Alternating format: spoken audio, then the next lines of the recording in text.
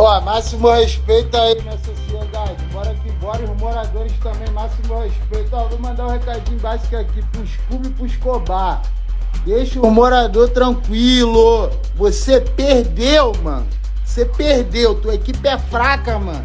O morador não te quer mais lá não, bebê. Não adianta ficar mandando recadinho pra eles não. Jogadinha pra você aqui, toda hora tá chegando notificação. Vamos ver, meu irmão. Vamos parar de ameaçar o morador aí, hein. Vamos parar com essa porra, já tá feio já, mano. Morador não te quer mais lá não, bebê. Você perdeu, tua equipe é fraca, mano. Entendeu, mano?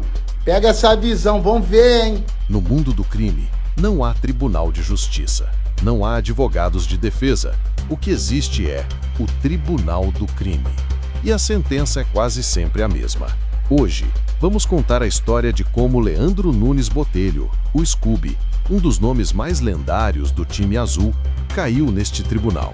A história de como ele foi julgado, condenado à morte e salvo no último segundo por uma ligação familiar que ninguém esperava. Antes de mergulharmos nesta saga, um aviso.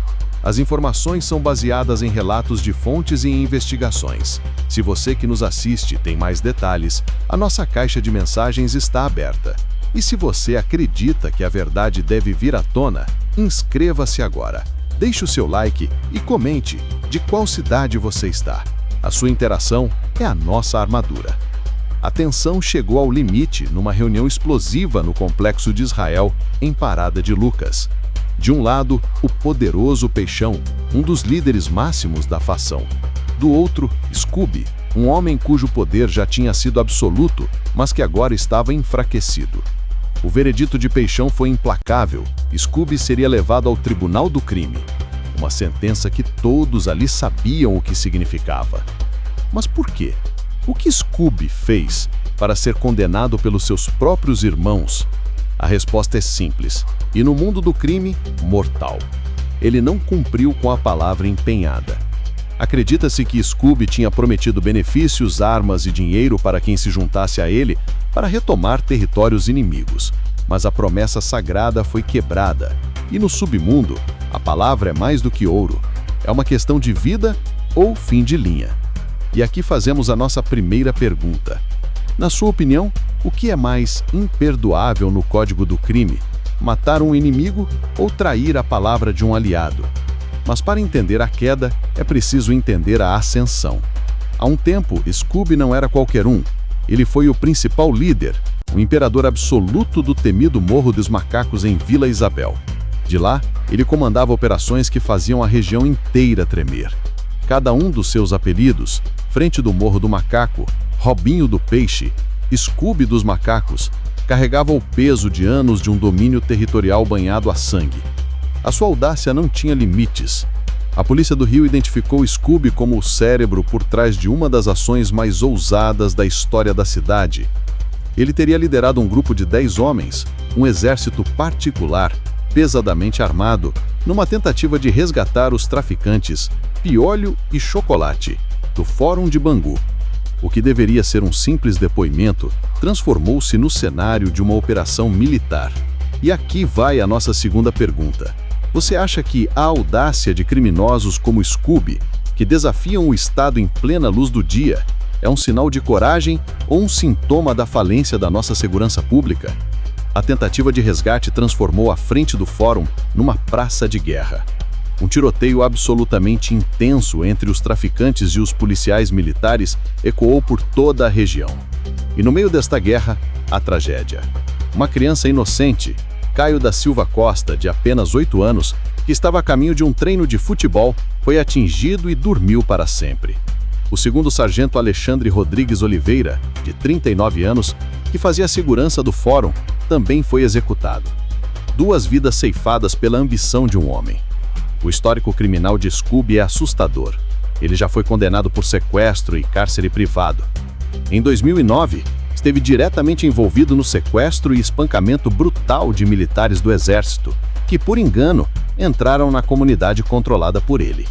Ao encontrarem a farda, os traficantes comunicaram por rádio que haviam capturado um alemão e receberam a ordem fatal: levar as vítimas para o alto do morro. E aqui precisamos fazer a terceira pergunta. Se um militar do Exército, treinado para a guerra, pode ser subjugado desta forma, o que sobra para o cidadão comum?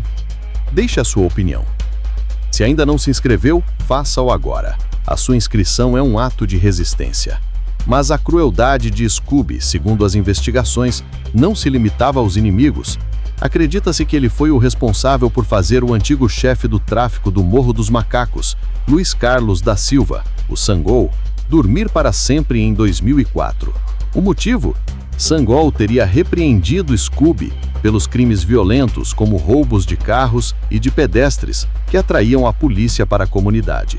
Scooby não aceitou a crítica e resolveu o problema à sua maneira. Ele adorava ostentar. Foi visto a desfilar pelas ruas do Rio com uma Mercedes conversível roubada, valorizada em mais de R$200 mil. Frequentava festas na Barra da Tijuca e em São Conrado e encontrava abrigo na Rocinha. A sua arrogância era tanta que levava multas de trânsito perto da favela que dominava. E foi no Morro dos Macacos, o seu reino, que traficantes conseguiram a proeza de derrubar um helicóptero da Polícia Militar numa operação que chocou o Brasil e vitimou 4 policiais. A nossa quarta pergunta é uma reflexão. A ostentação e a exibição de poder, como o desfilar com carros luxuosos roubados, é uma demonstração de força ou o principal erro que leva à queda de um criminoso? E mesmo depois de preso, num presídio de segurança máxima, investigadores afirmam que ele continua a dar ordens, a comandar o seu bando de trás das grades. O que nos leva de volta ao início, de volta ao Tribunal do Crime. Scooby, o homem que mandou e desmandou, que matou o próprio chefe, que derrubou o helicóptero, estava agora de cabeça baixa ao ouvir a sua sentença de morte. Tudo parecia decidido, mas então, algo cinematográfico aconteceu. O seu cunhado, conhecido como Empada, chefe do poderoso complexo do São Carlos, interveio.